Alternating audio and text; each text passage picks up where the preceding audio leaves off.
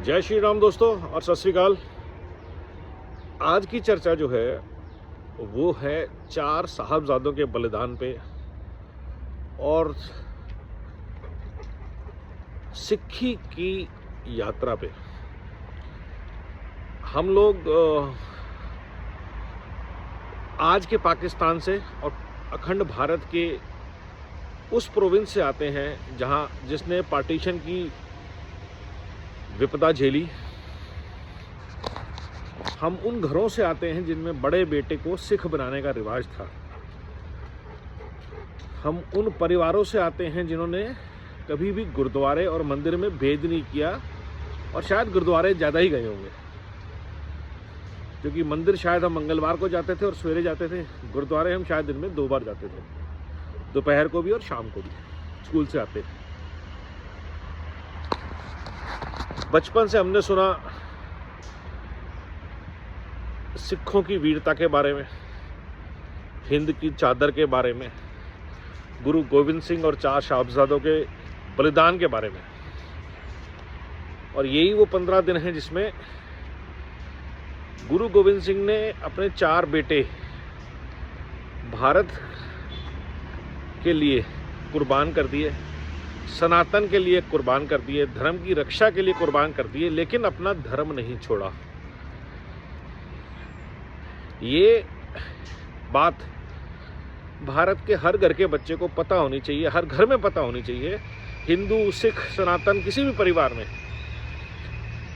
कि बच्चों में धर्म के प्रति कितनी संवेदनशीलता होनी चाहिए, मान होना चाहिए,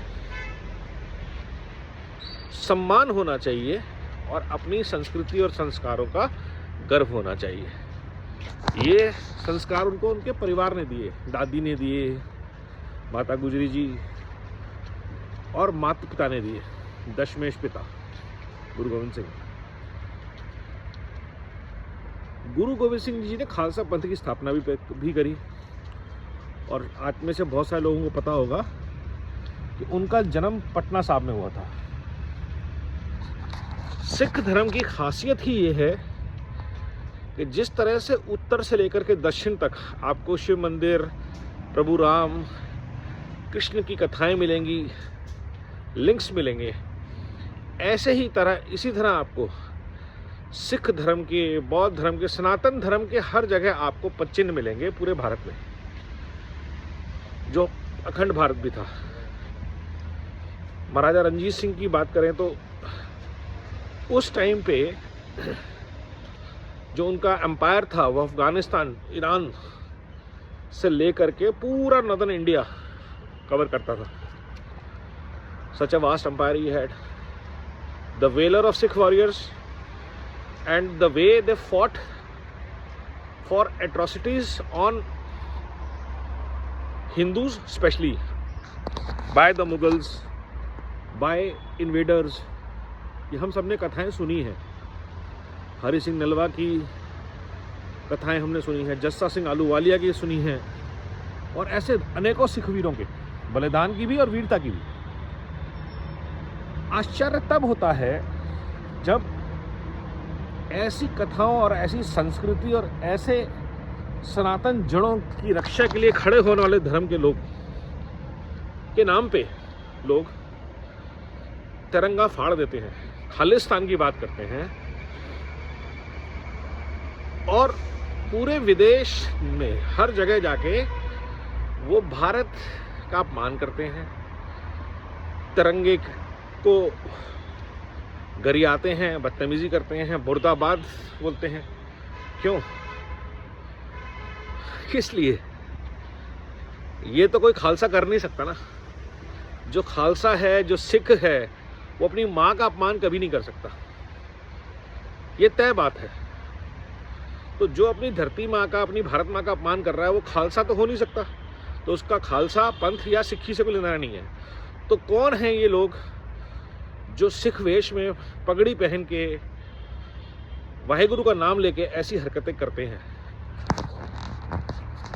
और कौन है वो लोग जिनके खिलाफ आवाज़ नहीं उठाते हैं, इनको तनखैया घोषित नहीं करते हैं? क्या मजबूरी है? इनको पंथ से निकाला क्यों नहीं जाता है? सब सिखों की सब सर्वोच्च धर्म संस्थाएं जो हैं वो भारत में हैं, उनका हुक्म सबको मानना है। तो वो संस्थाएं क्यों नहीं ये आदेश देती है कोई भी अपनी माँ का अगर अपमान कर रहा है तो वो सिख नहीं है, और ख़ास तौर पे धरती माँ का, भारत माँ का, जिस धरती पे पैदा हुए गुरु, जिस धरती पे जान न्योछावर करी गुरुओं ने, उनके बच्चों ने,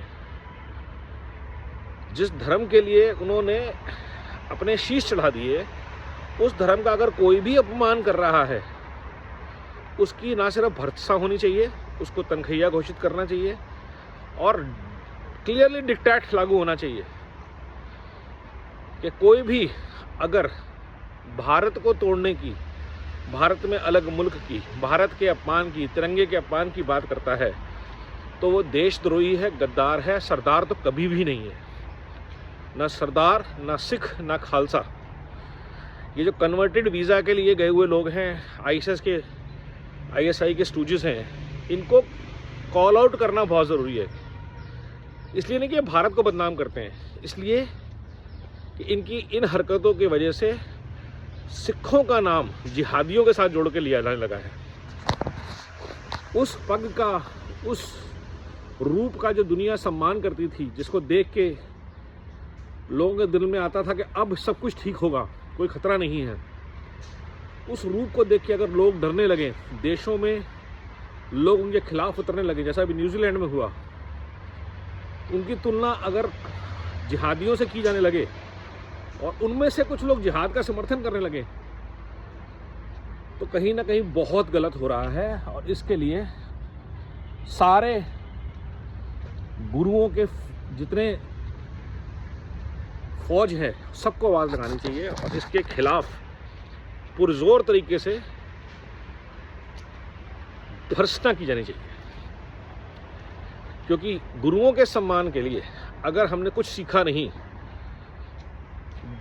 भारत माँ के धर्म के सम्मान के लिए जिन गुरुओं के बच्चों ने अपने शीश कटा दिए, उसका अपमान करने वाला, मैंने दोबारा बोलता हूँ, कोई खालिस्तानी, कोई सरदार, कोई खालसा, कोई सिख हो ही नहीं सकता। नव भारत, वंदे मातरम, जय हिंद, वाहेगुरु दा खालसा ते वाहेगुरु दी फतेह।